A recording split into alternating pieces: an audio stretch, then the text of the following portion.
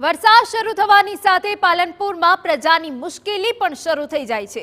સામાન્ય વરસાદમાં પાલનપુરમાં ઠેર ઠેર પાણી ભરાય છે, જેના કારણે વાહન ચાલકો અને રાહદારીઓને હાલાકી વેઠવી પડે છે। પોલિટેકનિક, સલેમપુરા રોડ, બેચરપુરા, ગણેશપુરા સહિત વિસ્તારમાં 10 દિવસ વીત્યા છતાં પાણીનો નિકાલ નથી થયો। નગરપાલિકાએ પ્રી મોન્સૂન કામગીરીના નામે લાખો રૂપિયાનો ખર્ચ કર્યો, પરંતુ તેનું કોઈ પરિણામ જોવા નથી મળતું।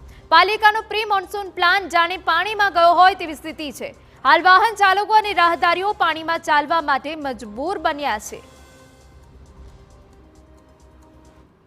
પાણી ભરાય અઠવાડિયા થયો અને 8-10 તો બાઇકવાળા પડી ગયા છે અને પાણી ભરાય પછી 5 ઇંચથી 8 ઇંચથી થાય છે અને પછી એવું ખબર નહીં પડે ખાડા કેટલો મોટો છે। 8-10 તો બાઇકવાળા પડી ગયા, પડતા પડતા મેં બી બચી ગયો છું। તકલીફ કેવી પડે?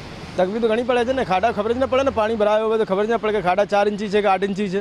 પાલનપુર સિટીમાં 1 કિલોમીટરમાં સમય લાગે છે। ધન્યના ચોકડી ઉપર બહુ પાણી ભરાય છે અને પોલિટેકનિકની બાજુમાં પણ પાણી ભરાય છે।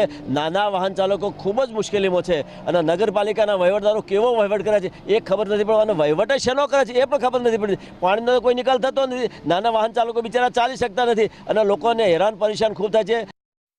સામાન્ય વરસાદમાં જ પાલનપુરમાં ઠેર ઠેર જગ્યાએ ઢીંચણસમાં પાણી ભરાયા છે।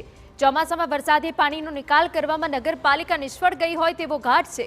વરસાદી પાણી ભરાવાની સમસ્યા પર વિપક્ષે સવાલો ઉઠાવ્યા છે। પણ ચોમાસા પહેલાં પ્રી મોન્સૂનનું જે કામગીરી થવી જોઈએ એ થતી જ નથી। નગરપાલિકા દ્વારા માત્ર ને માત્ર રોડ બનાવવા, તોડવા અને એના માટે જ ખાલી પૈસાના વર્ષોથી વર્ષો આ પાણીનો વેડફાટ થઈ રહ્યો છે અને જે વરસાદી પાણીના નિકાલ માટે થઈને જે કામગીરી થવી જોઈએ એ થતી નથી। દર વર્ષે આ વિસ્તારના લોકો વરસાદી પાણી ભરાવાના કારણે હેરાન પરેશાન થઈ રહ્યા